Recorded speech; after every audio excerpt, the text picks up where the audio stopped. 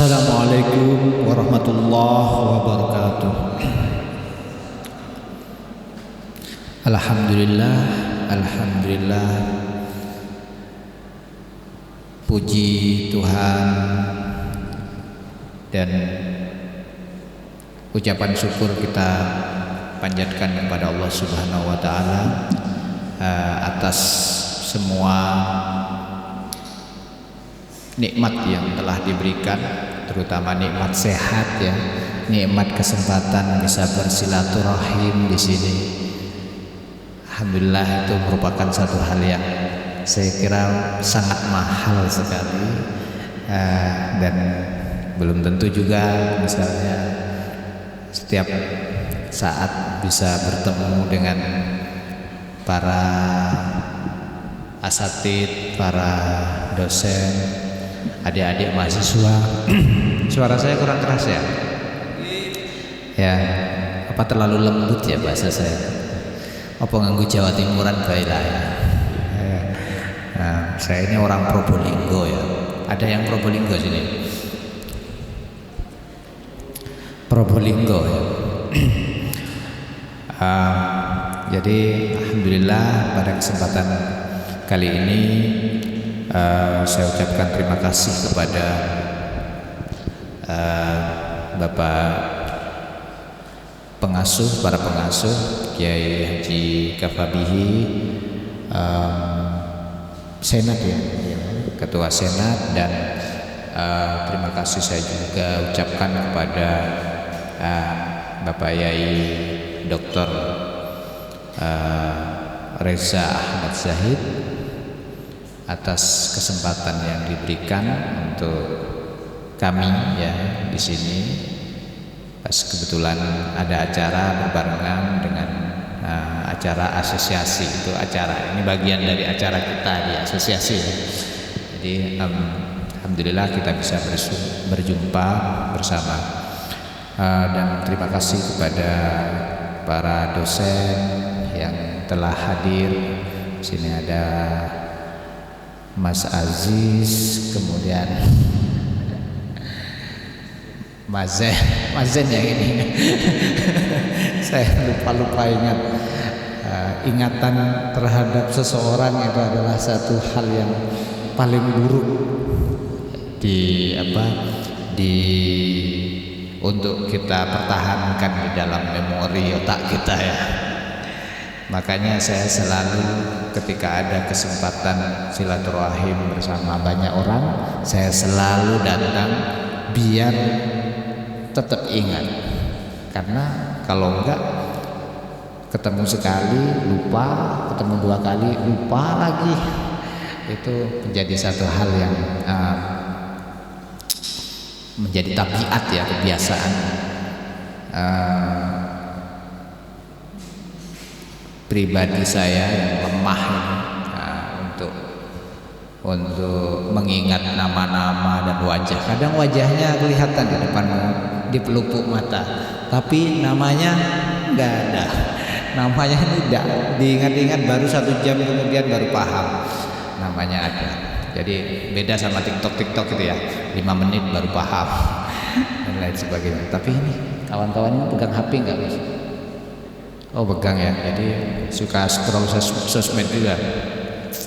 Jadi ya Bapak Ibu, adik-adik yang kami cintai, pada kesempatan kali ini saya diminta oleh kawan-kawan untuk berbicara tentang academic writing ya, academic writing, untuk menyelesaikan satu tulisan-tulisan atau untuk menyelesaikan tugas-tugas atau untuk memenuhi bagian dari tridharma dosen ya. Saya tidak tahu apakah mahasiswa di sini itu sudah boleh menggunakan artikel sebagai konversi skripsi. Belum ya. Di beberapa tempat sudah memulai itu. Mereka target di Sinta 2, Sinta 3 itu ada.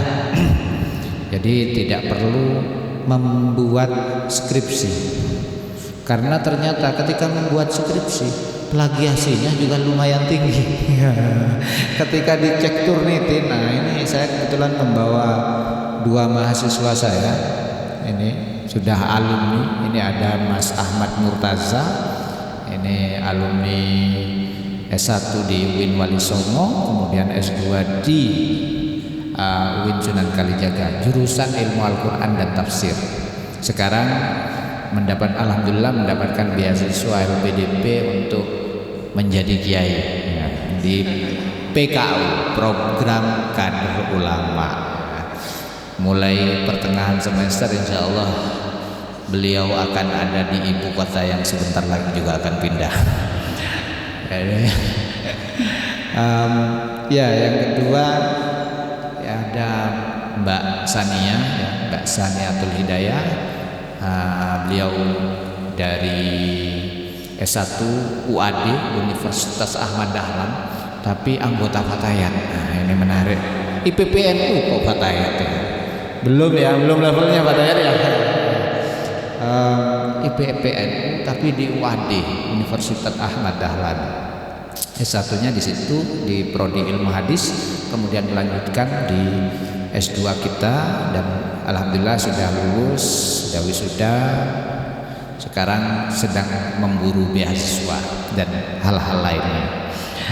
Jadi mereka berdua ini adalah yang bagian tukang cek Turnitin di antara tugas mereka itu di prodi. Nongkrong di prodi, ngecekin Turnitinnya mahasiswa. Ternyata banyak sekali kawan-kawan mahasiswa yang bermasalah dengan Turnitin dan ngibuli kita ya. Ngibuli biar Turnitinnya lolos itu gimana caranya. Kan banyak kan cara jurus-jurus pintas lolos cek Turnitin. Itu mereka sudah piawai bagaimana dan trik-trik mahasiswa. Tapi yang namanya mahasiswa itu memang 10 langkah lebih maju kalau urusan kayak gitu ya. Ya, masih ada ilmu baru ya yang dipakai untuk Turnitin itu, untuk mengelabui Turnitin. Jadi Turnitin itu merupakan satu proses yang tidak boleh dilewatkan di prodi masing-masing. Saya tidak tahu di sini sudah ada belum cek Turnitin. Oh, jangan-jangan plagiasinya 90%. Nah, itu bahaya kalau kayak gitu. Nanti kalau adik-adik ini menjadi orang besar, nanti bisa dituntut dan dicopot gelarnya. Kalau gelar S1 saya dicopot, dia sudah doktor kan merotol ke bawah, pondasinya habis ya. S1-nya ini plagiasi. Itu masalah besar. Itu kriminal. Itu sama dengan mencuri kelasnya. Dan ketika kalian menjadi orang besar, menjadi bupati, mencari kesalahan ini, suka perempuan enggak, suka laki-laki enggak ada. Rekodnya bersih secara akhlak, tapi akhlak akademik enggak ada. Waduh, ini bisa masalah. Dan itu sangat berbahaya sekali. Hal-hal yang tidak kita ketahui, ngambil makalah orang, ya, hal-hal seperti ini harus dibersihkan ya adik-adik ini. Kalau dosen-dosennya saya yakin tidak seperti itu, sudah tahu karena sudah kuliah S1 S2 pasti melalui cek plagiasi, cek Turnitin. Jadi kawan-kawan mahasiswa kalau mau nulis jangan kemudian pakai copy paste. Ini Turnitin pasti detek ini karena metadatanya kan ikut ya. Saya kira yang adik-adik di sini lebih paham lah kalau urusan kayak gitu tuh. Bahwa metadata kita ini sekali posting di sosmed nggak bisa hilang gitu. Makanya kita harus siap dengan bentuk respon positif dan negatif dari para netizen ya. Nah, cek Turnitin ini harus betul-betul kita berlakukan, karena kalau tidak,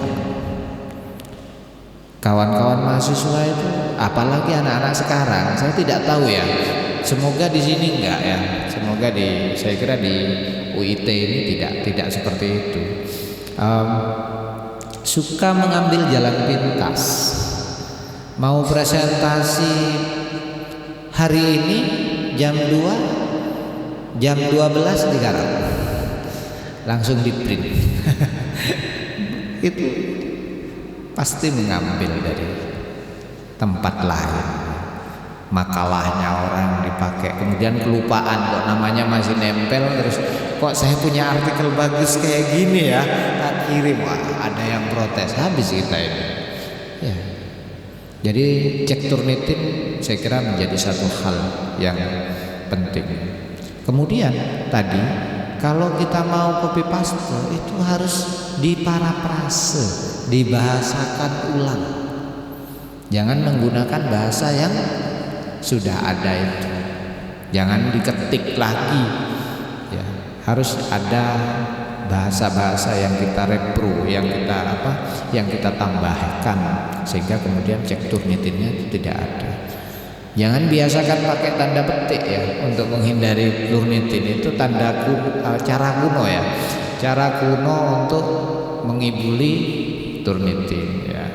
Kemudian menjadikannya jadi image ya, menjadi image itu cara-cara maling kita tahu lah ya. Ini Mbak Sania sama Mas Murtaza ini sangat paham dengan hal-hal seperti itu. Itu masalah hal-hal yang harus kita bersihkan dari diri kita adalah kebiasaan orang mengambil tulisan orang lain dan mengklaimnya sebagai tulisan kita sendiri. Itu sangat berbahaya sekali.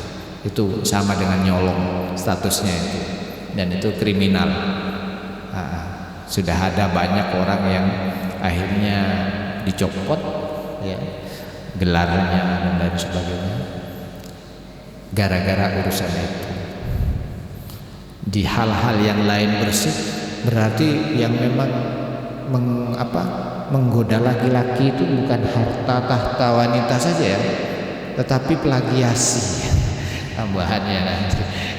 Plagiasi ini menggoda menjatuhkan laki-laki. Tentu juga berlaku untuk perempuan. Jadi Bapak Ibu dan adik-adik sekalian, saya kira ini momen pada hari ini kita coba untuk semacam sharing sebenarnya. Saya yakin Bapak Ibu kemudian adik-adik juga sudah tahu materi academic writing itu seperti apa. Jadi sebenarnya kita mau menulis ya, kita masuk ke jurnal ya, kita mau menulis artikel jurnal ya. Itu entah itu ke jurnal yang statusnya bersinta atau internasional bereputasi atau belum bersinta, itu sebenarnya sama saja syaratnya. Apa syaratnya? Harus ada kebaruan, apa yang baru dari artikel yang kita tulis. Apa sih yang baru sebenarnya yang mau kita tulis? Itu syarat. Kalau ternyata kita membaca artikel di jurnal, entah itu Sinta atau bukan Sinta atau Santi ya, itu kemudian tidak ada novelty-nya, tidak ada sesuatu yang baru, berarti anggaplah itu memang jurnal ini nggak punya stok naskah lain ya, nggak ada stok naskah yang bagus. Saya termasuk editor in chief untuk jurnal Usuluddin and Islamic Thought ya. Jadi jurnal esensial itu area kajian-kajian Usuluddin. Ada tafsir hadis, sosiologi agama, studi agama, sosiologi agama, antropologi agama, itu masuk dalam riset area kita, dalam aim and scope kita di jurnal itu. Jadi kita itu punya naskah banyak yang masuk, tapi gak bisa terbit. Kenapa? Karena naskahnya nggak ada yang ready, nggak ada sesuatu yang ditawarkan, nggak ada sesuatu yang baru. Nah, nggak ada sesuatu yang baru, yang unik ya, yang bisa ditawarkan. Syarat artikel jurnal itu adalah kebaruan. Kalau nggak ada kebaruan, ternyata masih terbit, berarti anggaplah jurnal tersebut nggak punya stok naskah untuk diterbitkan ketika waktunya sudah harus terbit. Nah, itu masalah ya. Jadi itu pasal pertama kenapa jurnal Sinta atau jurnal yang non Sinta itu banyak yang taruhlah jelek-jelek ya, karena tidak ada stok naskah lain yang itu harus dan dipaksa terbit. Harus, saya ini mau lapor BKD besok, nah ini gitu kan, nah, ini artikel bisa nggak terbit besok hari, fast track katanya. Berapakah? Berapakah? Itu bisnis jurnal, waduh ngeri sekali bisnis jurnal itu. Saya pernah masuk ke antah berantah ini grup apa ya? Kok ada jualan penulis pertama, kedua, ketiga kayak gitu. Wah ngeri sekali dunia kita ini. Dunia negara negeri Konoha ya. Negeri Konoha kita ini memang semua hal bisa kita perjualbelikan, bebas tanpa batas. Di Shopee harga buku 10.000, ada yang 100.000, berarti yang 10.000 bajakan. Kan kayak gitu, kita mau ori atau yang non ori. Jadi seperti itu. Nah, artikel-artikel di jurnal itu harus memiliki kebaruan. Kemudian dalam menulis jurnal ya, bagaimana caranya agar kita bisa sukses dalam menembus jurnal ini? Sekali lagi ya, keep in mind bahwa baik kita mau nulis di jurnal Sinta atau non Sinta atau jurnal internasional, itu sama saja. Syaratnya satu cuma kebaruan. Kalau nggak ada kebaruan, nggak bisa terbit. Ya. Jadi mau tulisannya itu di jurnal Sinta atau bukan, standarkan saja. Harus memiliki sesuatu yang baru yang kita tawarkan. Ya. Ini adik-adik semester berapa ini? Semester 5. Sudah bikin presentasi, makalah kayak gitu ya? Sudah pernah bikin makalah perorangan belum? Atau jamaah? Jamaah ya. Jadi masih berjamaah ya, berkelompok. Jadi ini saya bagian pendahuluan ya. Kamu bagian isi. Sama satu bagian kesimpulan. Biasanya yang agak kaya sedikit saya yang print. Itu di masa saya sekolah Pak. Itu bagian yang agak tajir, kamu bagian ngeprint. Biasanya berempat berlima tuh. Ada bagian-bagiannya. Ada yang tidak berkontribusi sama sekali di dalam tulisan, tapi ke bagian presentasi. Biasanya yang suka ngomong, saya bagian presentasi saja ya. Job description-nya itu jelas kalau ketika saya masih mahasiswa ya. Jadi bagian-bagiannya itu sudah dibagi terlebih dahulu. Jadi kembali kepada jurnal. Bagaimana cara kita bisa sukses untuk menulis di jurnal ilmiah itu? Ya, pertama kita harus memilih mencari tema yang diminati oleh jurnal. Jangan kemudian kita punya judul apa dilempar ke jurnal apa. Itu nggak bisa. Cocok nggak itu MN Scoop-nya? Kalau kita mau diterima artikel kita kepada jurnal, maka kita harus beriman kepada jurnal itu. Iya. Kalau tak beriman, capeklah editornya. Iya kan? Apa jurnalnya Igiti di sini? Iya tuh. Al-Karim ya. Namanya saja yang mulia. Al-Karim. Ya.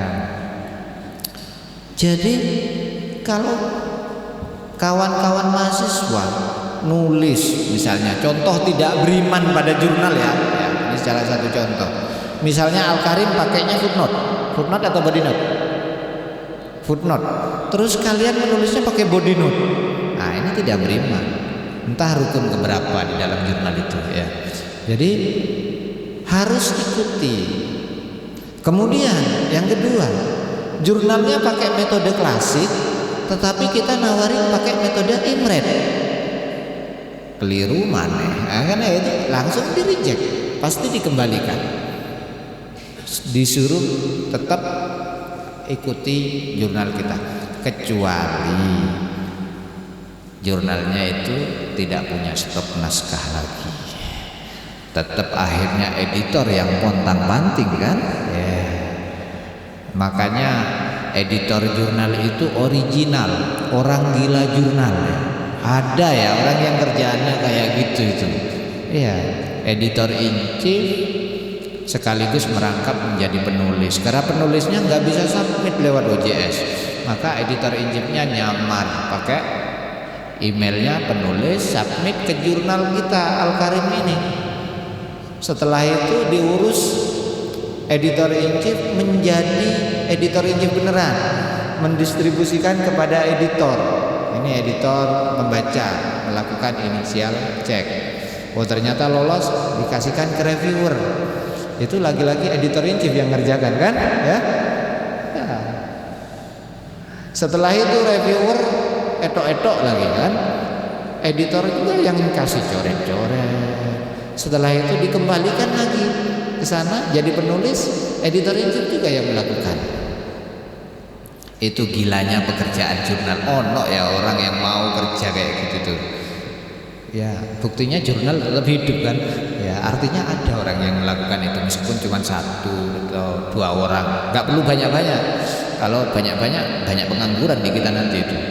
Ya, karena enggak ada honornya. Kerjaan kayak gitu. Teman-teman mahasiswa mungkin masih agak roaming dikit ya. Ya, untuk sudah ada yang jadi pengelola jurnal enggak? Yang dilibatkan itu perlu ada pelibatan mahasiswa. Saya bisa mengkuliahkan mahasiswa di program magister dengan beasiswa jurnal. Ya akhirnya yang karena dia yang ngelola ya uangnya kita kasihkan ke dia untuk bayar SPP gitu. Jadi harus ada kader-kader yang dibina sejak dari seumur jagung. Jangan ketika semester 7 baru kemudian direkrut. Semester 7, semester 8 lulus pergi dia. Jadi sejak kecil, sejak semester 1 dipelihara terus sampai betul-betul paham. Itu caranya. Yang mau saja. Yang nggak mau meskipun pintar nggak usah. Jadi yang mau jadi orang gila ya. Jadi sekali lagi jurnal itu kita harus beriman kepada jurnal itu. Yang diminati jurnal apa? Jangan kemudian kita menulis tema tentang tulisan tentang ini ya, tentang isu klasik masa lalu, terus dikirim ke jurnal kontemporeri Quran misalnya. Jurnal ini kontemporeri Quran tapi kok isinya klasik, itu aneh. Bagaimana caranya biar gak aneh? Ya pendekatannya yang baru, mendekati klasik, teks klasik itu dengan pendekatan baru. Itu baru bisa dianggap beriman pada jurnal. Ya. Nulis atau bari mendeskripsikan kayak gitu saja, tapi tidak ada sesuatu pendekatan kontemporer yang didekati, itu tidak bisa juga. Itu salah satu bentuk keberimanan kepada aim and scope ya. Ya, maksud dan tujuan dari jurnal. Jadi kemudian menulis sesuatu yang baru. Itu tadi ada novelty-nya. Apa novelty dari jurnal ini misalnya? Itu yang harus artikel kita. Apa kebaruan dari artikel kita itu? Itu yang harus kita Coba tulis. Kalau makalah gimana Pak? Nah, ada pertanyaan kayak gitu enggak? Kalau makalah gimana? Misalnya tugas kuliah misalnya, gimana caranya mencari sesuatu yang baru? Ya pakai cara sistematik literatur review, studi literatur. Coba di sini saya pengen tahu, mbaknya yang pakai jilbab hitam batik ya.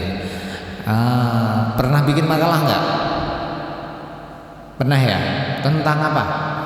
Kita dialog aja ya, mungkin lebih nyantai.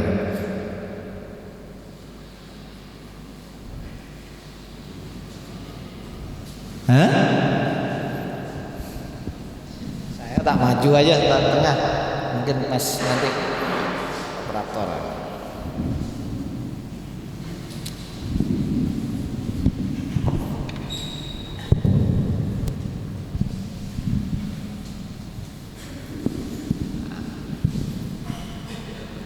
Iya, tentang apa? Itu masuknya Islam ke Eropa. Masuknya Islam ke Eropa, Andalus ya? Ya, Andalus. Apa masalahnya? Ya mulai dari dinasti Umayyah yang pertama hancur di Damaskus, akhirnya tumbuh dinasti Umayyah II. Ya. Yang masuk ke Andalus untuk membangun dinasti Umayyah II baru. Oke. Itu bisa menjadi makalah, tetapi belum bisa menjadi jurnal. Kenapa? Gak ada masalahnya. Itu baru diberikan sebagai deskripsi, pengetahuan kepada kawan-kawannya. Ini loh Andalus dulu itu yang namanya siapa namanya? Torik Jabal Torik. Torik bin Ziyad ya. Torik bin Ziyad ya. Torik bin Ziyad itu nyebrang. Itu setelah itu kapalnya dihancurin biar gak bisa balik. Kayak gitu misalnya. Itu kan cuma jadi cerita. Kalau kita mau berbicara tentang jurnal mengenai artikel itu, bagaimana caranya? Kita tunjukkan berbagai literatur yang bertentangan tentang teori-teori masuknya Islam di Eropa, di Andalus. Jadi itu yang kita lakukan. Jadi kita cari sistematik literatur review, ada enggak dalam misalnya 10 tahun terakhir tentang perkembangan teori masuknya Islam di Eropa itu. Kita masuk dari situ. Yang ulumul Quran siapa yang pernah bikin makalah? Atau ada enggak? Sebelum kita masuk ke teori, ada yang pernah bikin makalah tentang tematik hermeneutik? Ada? Jadi membikin makalah itu berbeda dengan membikin jurnal ya. Kalau saya di mahasiswa kita di S2 terutama, kita selalu bilang kita sekalian bikinnya itu dengan jurnal. Apa yang kita lakukan adalah sistematik literatur review tentang tema. Misalnya asbabun nuzul. Apa sih yang baru dari asbabun nuzul sekarang itu? Ternyata gak ada yang baru. Gak menarik. Ada nggak perdebatan? Tafsir misalnya apa? Tafsir nuzuli misalnya. Atau apa? Kita coba cari sistematik literatur reviewnya. Tafsir tematik misalnya. Sebagai sebuah konstruksi teoritis itu sudah sampai mana? Jangan-jangan cuma berhenti di Al-Farmawi saja teorinya. Di yang lain belum ada. Dan apa yang kurang dari Al-Farmawi? Dan apa yang sudah dikaji oleh orang tentang metode tafsir tematiknya Farmawi. Jadi itu yang kemudian mau kita bahas. Misalnya kita bilang nanti bahwa kajian-kajian tafsir tematik selama ini yang selama ini dipakai oleh Civitas Akademika terlalu terpaku kepada metode Farmawi yang mengabaikan akan perubahan konteks zaman di setiap masa. Misalnya kita katakan seperti itu. Jadi konteks itu kayaknya menjadi sesuatu yang seringkali dilupakan dalam tematik ya. Konteksnya itu apa? Konteksnya yang berubah pada saat ini. Farmawi tahun berapa, sekarang berapa, perubahannya kan pasti ada. Jadi itu yang kemudian kita cari. Makanya menulis sesuatu yang baru, menulisnya juga dengan cara yang simpel. Biasanya Mbak siapa itu? Ya, kirim apa? Yang pakai baju hitam. Enggak, yang depan. Bikin makalah. Kalimat pertama Anda apa biasanya? Kalimat pertama yang Anda hafal di makalahmu itu apa? Latar belakang pengertiannya ya. Apa? Pengertian Ya. Pengertiannya. Di pendahuluan sudah bicara tentang pengertian? Masa sih? Yakin? Paling dirimu itu bagian pengertiannya saja yang digarap. Nah, temanmu yang sebelah di pendahuluan apa kira-kira kalimat pertama? Al-Quran merupakan wahyu yang diturunkan kepada Nabi Muhammad melalui perantaraan malaikat Jibril yang diturunkan secara berangsur-angsur dan dianggap dan diberikan pahala bagi para pembacanya. Kita bikin kalimat mati kalau kayak gitu ya. Setelah itu bingung, apalagi yang mau kita copy paste ini. Kayak gitu kan, apalagi yang mau kita cari ini. Nggak tahu kita ini. Kita bikin ujungnya mematikan, nggak memantik perdebatan setelah itu. Ya. Kita harus tahu. Misalnya kajian hadis yang selama ini dianggap sebagai pedoman bagi masyarakat muslim dalam kegiatan keseharian, ternyata otentisitasnya dipertanyakan oleh para sarjana barat. Oh iya kok, nah, kayak gitu kan, iya kok, karena itu memancing sesuatu. Masa sih selama ini dipertanyakan? Kita lanjut kalimat selanjutnya. Ignaz Goldziher dalam salah satu bukunya memperlihatkan bahwa hadis sebagai tuturan Rasulullah itu baru dihadirkan, baru dimunculkan abad kedua dan awal ketiga Hijriah, yang itu 200 hingga 300 tahun setelah masa Rasulullah. Kebayang nggak 300 tahun? Apa yang tersisa ketika di zaman pada waktu itu ya? Kalau sekarang yang tersisa di Google banyak, 300 tahun ke depan masih aman di big data kita. Tapi pada waktu itu kertas nggak ada. Kertas ada tapi elit. Orang dulu nggak punya kertas. Sekarang kita nggak butuh kertas. Ya. Jadi bikin kalimat itu jangan bikin kalimat yang membunuh diri kita. untuk membuka kalimat selanjutnya. Ya. Paragraf itu isinya apa aja? Hah? Ada yang tahu? Ini pelajaran bahasa Indonesia yang kita pelajari terus menerus ya. Ya. Isinya paragraf itu apa aja sih? Yang pertama apa? Hah? Apa? Topik. Ya, oke. Yang kedua apa? Ide. Apa bedanya topik sama ide? Ya, ide gagasan juga. Hah? Kalimat utama. Oke.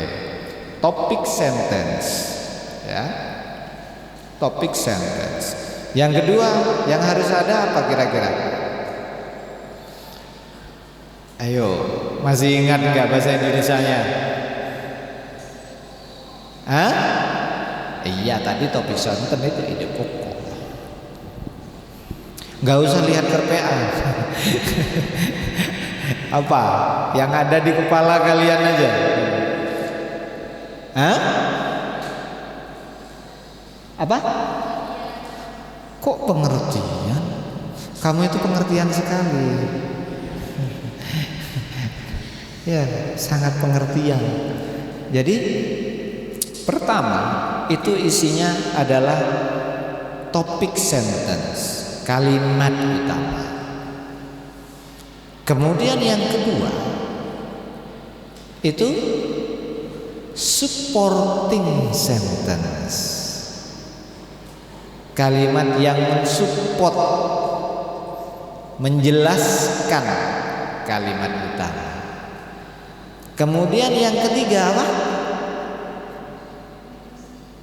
Belum, kok tiba-tiba konklusi, buktinya mana, kan kayak gitu kan.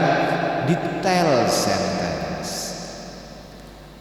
penjelasan terhadap klaim bahwa yang namanya hadis itu banyak dipertanyakan